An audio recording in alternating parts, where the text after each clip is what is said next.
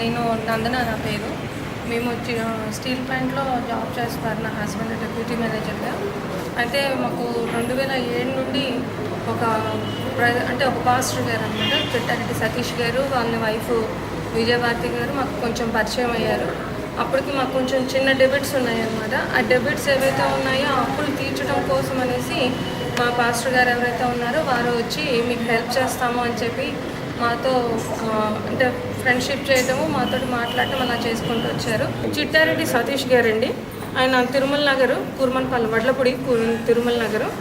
అతను స్నేహిత మినిస్ట్రీస్ అనమాట, good miracle house church పేరు. అయితే మా అప్పులు తీర్చడం ఎట్లా అనేసి అంటే మా హస్బెండ్ శాలరీ ఏదైతే ఉందో ఆ శాలరీని వేస్ట్ చేసుకొని, అలాగే మాకున్న కొన్ని స్థలాలు ఏవైతే ఉన్నాయో వాటిని అమ్మి చేయిస్తాను అనేసి చెప్పి మన దగ్గర తీసుకొని వచ్చారనమాట.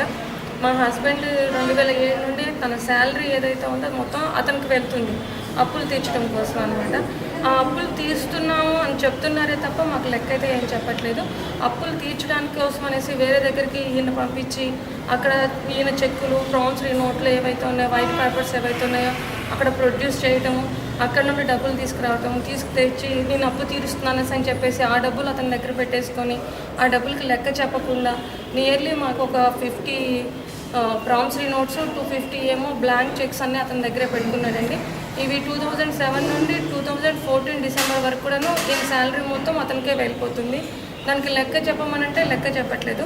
దాని గురించి మేము 2015 ఏప్రిల్లో దువ్వాడ పోలీస్ స్టేషన్కి వెళ్ళి కంప్లైంట్ ఇచ్చాము. ఆవిడ కంప్లైంట్ ఇచ్చినప్పుడు అక్కడ ఉన్న సిఐ గారు ఎవరైతే హెడ్ ఆఫ్ సెక్షన్ ఉన్నారో ఆయన ఏమన్నారంటే, మీరు మాట్లాడండి, అక్కడ మీ కుల పెద్దలు ఎవరైతే ఉన్నారో వాళ్ళతోటి మీరు పరిష్కరించుకొని మాకు ఏదో ఒక విషయం చెప్పండి అని అన్నారు. అది 2015 ఏప్రిల్ నుండి ఇప్పుడు వరకు కూడాను మాకు ఎటువంటి న్యాయమో జరగలేదన్నమాట. మేము మా కుల పెద్దలు ఎవరైతే ఉన్నారో వాళ్ళతో మాట్లాడినామో వాళ్ళ దగ్గర అక్కడ డ్రాగ్ ఆన్ చేసుకుంటూ వస్తున్నాయి అన్నమాట. మేము మళ్ళీ వాళ్ళతో మాట్లాడితే నీ దిక్కున్న చోటుకు వెళ్ళి చెప్పుకోండి, మీరు ఏం చేసుకుంటారో చేసుకోండి అని అన్నారు. సో ఇప్పుడు మేము సిపి గారి దగ్గరికి వచ్చాం, మాకు న్యాయం జరుగుతుంది అనేసి అని. అలా డ్రాగ్ ఆన్ అవుతుందే తప్ప ఏం లేదు. ఈ లోపల మాకు అప్పుల వాళ్ళు ఎవరైతే ఉన్నారంటే అతని అప్పుకి పంపించడం అతను, అక్కడ కాగితాలు ఇవ్వడమేమో నా భర్త కాగితాలు, మళ్ళీ ఆ డబ్బు తీసుకునేది కూడా నా పాస్టర్ గారే తీసుకుంటున్నారు. అది తీసుకొని ఇప్పుడు ఏంటంటే ఆ అప్పుల వాళ్ళు ఎవరైతే ఉన్నారో వాళ్ళని మా ఇంటికి పంపిస్తున్నారు.